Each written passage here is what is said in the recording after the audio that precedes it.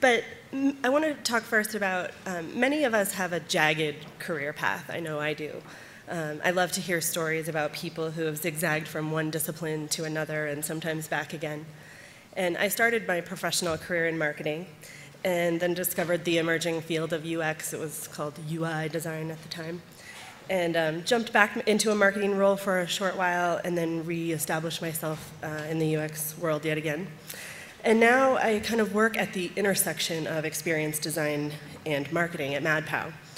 I manage client-facing experience design projects, and I also run our marketing team. So yeah, ever since this talk was selected by the organizers, I've been asking myself how to position this topic, as it's rather controversial in our circles, especially recently. But I figure if you can't say something controversial, why say anything at all? So today, I want to talk about marketing, especially as it pertains and crosses into experience design. And of course, marketing means different things to different people. And for the purposes of this talk, I'll be making some pretty sweeping generalizations about marketing. But if you'd like to get more specific about a subset of marketing, feel free to find me later and we can chat details. But marketing as a whole, it's a big nut to crack. And I like to think of it as a giant cake with lots of flavors. Most people, when they think of marketing, they think of advertising.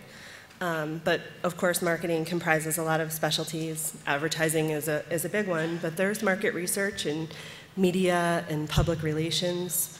Pricing is often a component of marketing. Packaging, lead generation, social media, even word of mouth marketing.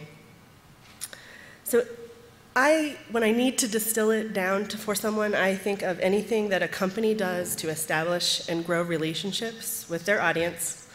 That's marketing. And I say company and customer in this talk, but it really could be hospital, patient, nonprofit organization and their donors. It could really mean an educational institution and their students. But for the purposes of today, I'll be generalizing to company and customer.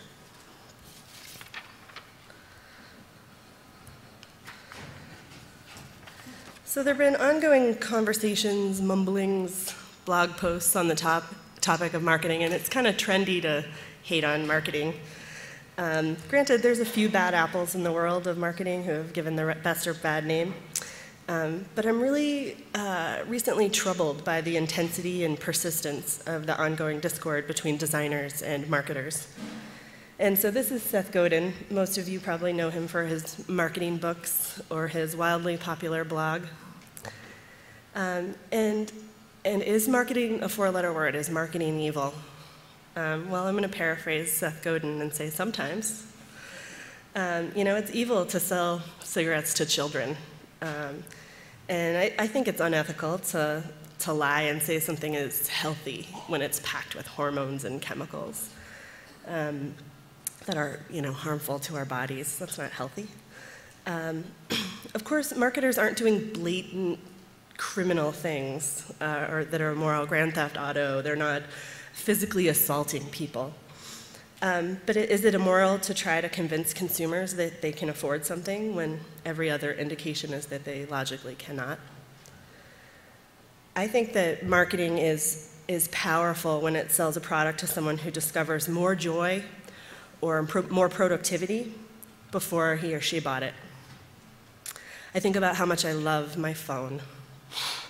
And I love my phone, and I love humans, but I love my phone more than I love most humans. But do I think it's evil of the marketing folks at Apple to air an iPhone commercial on TV?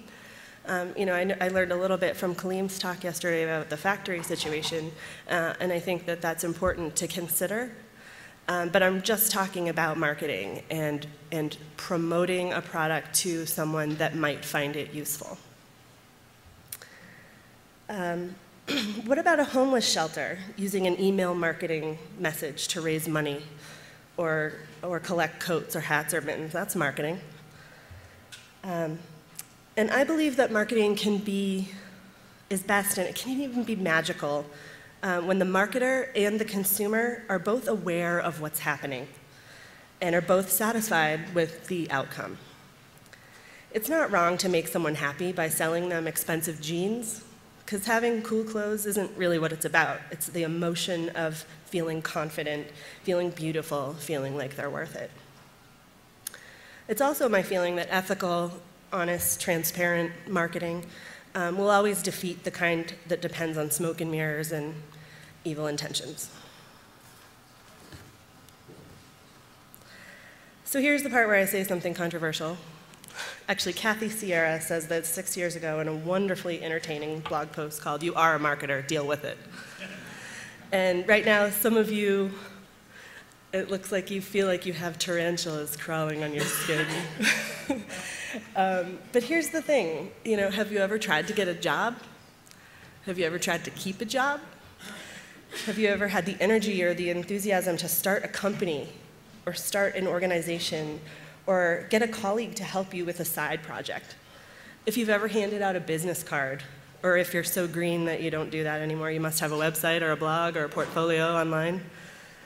And if you've ever had a first date, which led to a second date, or even more, if you know what I mean, you've done some marketing. But mention the word marketing, and some of you roll your eyes and immediately conjure up sad excuses for human beings. So who do you think of? When I was preparing to speak on this topic, I asked random friends, colleagues, family members, completely unrelated, different generations, different geographic locations, and I'm not kidding you. Half of them said, that slap chop guy, that ShamWow weirdo. They didn't even know his name. I'm like, oh, Vince Shlomi, yeah, that didn't work out so well for him. Seriously, fettuccine, linguine, martini, bikini, what the hell is that? So when I asked them what adjectives they would use to describe marketing, they would say things like sleazy, manipulative, dishonest, unnecessary, cheesy, slimy, like real bad words. So what do you guys think? When you hear the word marketing, what words do you think? Accountability? Requirements documents. Oh, boo, Liz. Douchebag? Who said douchebag? You get a bottle of tequila.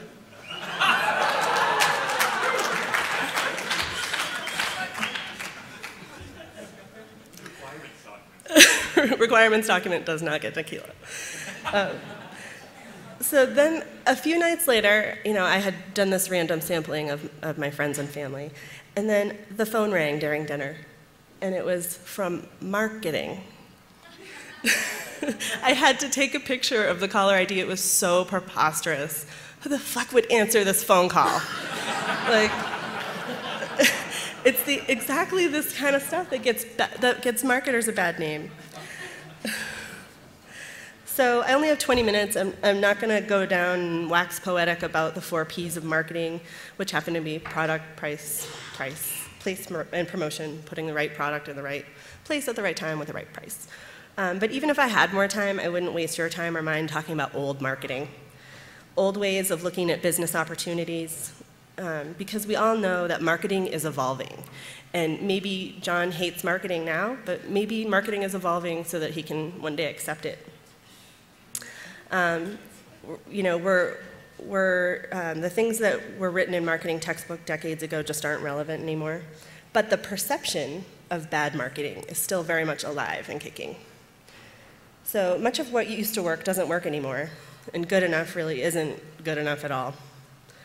Users and consumers and customers and patients and students are all more powerful than ever.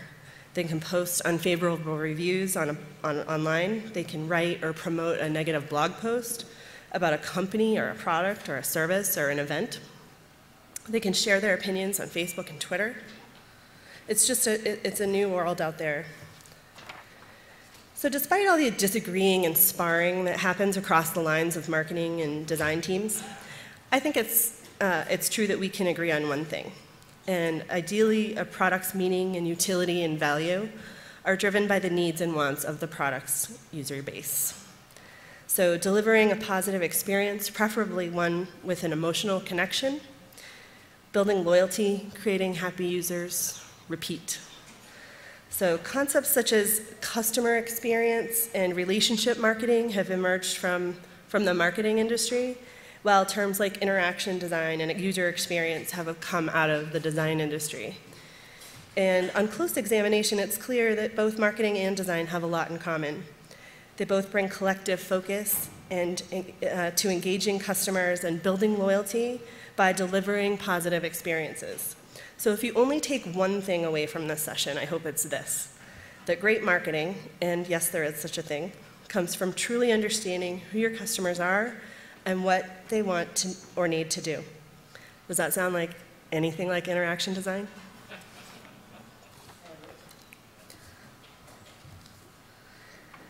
So I want to talk about a short list of who's doing it right, a short list of companies that are effectively joining experience design and marketing.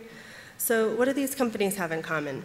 They lead with messages that illustrate why they exist and why they created their products or services. And all of their touch points across channels feature prominent calls to action with plenty of supporting information that communicates the benefits of taking an action. Disney marketers can brilliantly spin a once-in-a-life childhood treat into an experience that people want to repeat again and again and again. Disney magic is evident from the minute you arrive at your hotel. You don't necessarily notice long lines because you're fascinated by the presence of costume characters or plasma screens showing you all the things that you can do while you're there.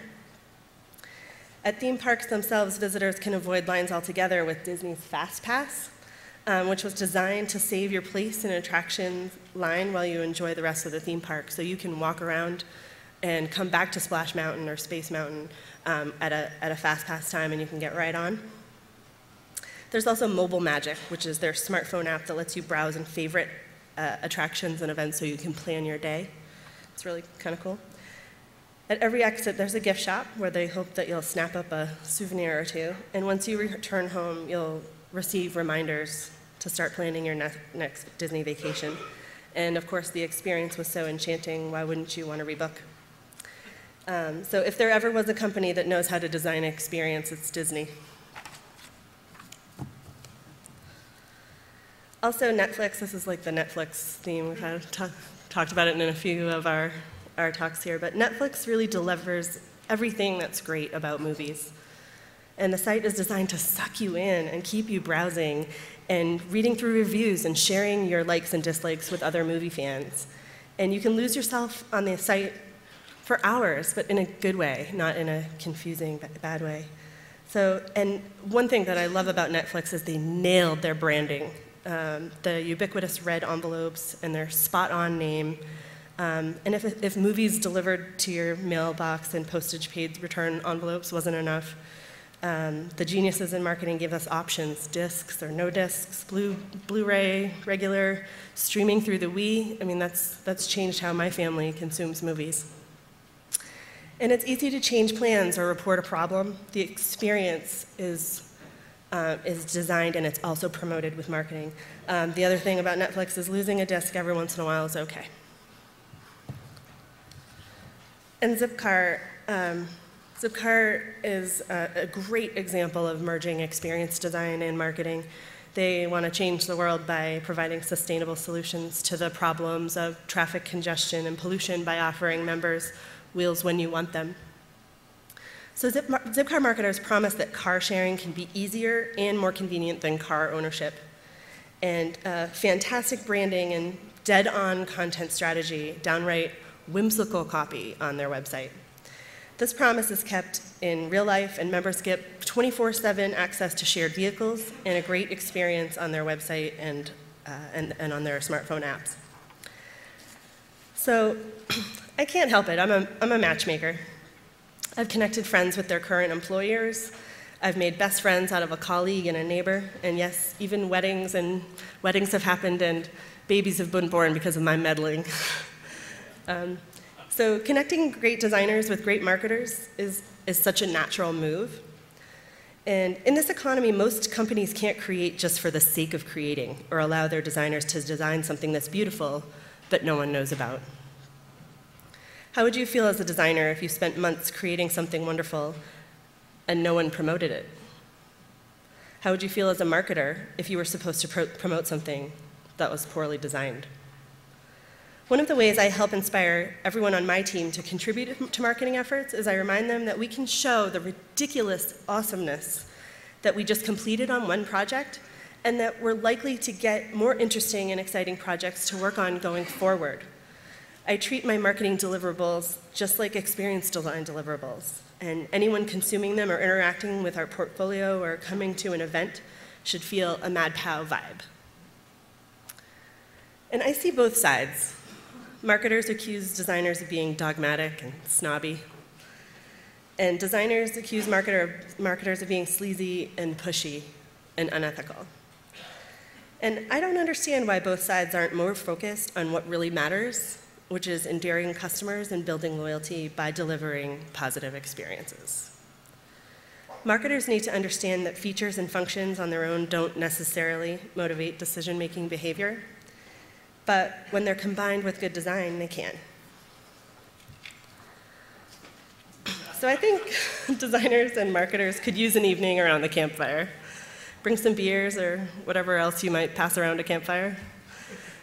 And I think that user needs and business needs and best practices and great design should carry equal weight. And I wish that marketers would understand the entire design process and not hurry it along. And I would love to put an end to the approach that says, hey, look at us, we're the best. Don't look at that guy, we're awesome, especially during election season. And I know that we absolutely have to approach our customers with candor and honesty and treat them like people and not consumer segments or demographics. I know that, that customers and patients and employees would be better served if marketing and design could work more collaboratively. And I'm pretty sure that working together would reduce workplace stress and improve intercubicle relationships. Combining our areas of expertise and our understanding of the wants and needs of our customers, our users, would make us more powerful. And together, we can create a complete customer experience built on the emotions that the brand evokes and the actual physical experience of using the site or the app or the interface. And I think when we accomplish that, we all win. So thank you. I'd love to get your feedback on SpeakerRate or directly on Twitter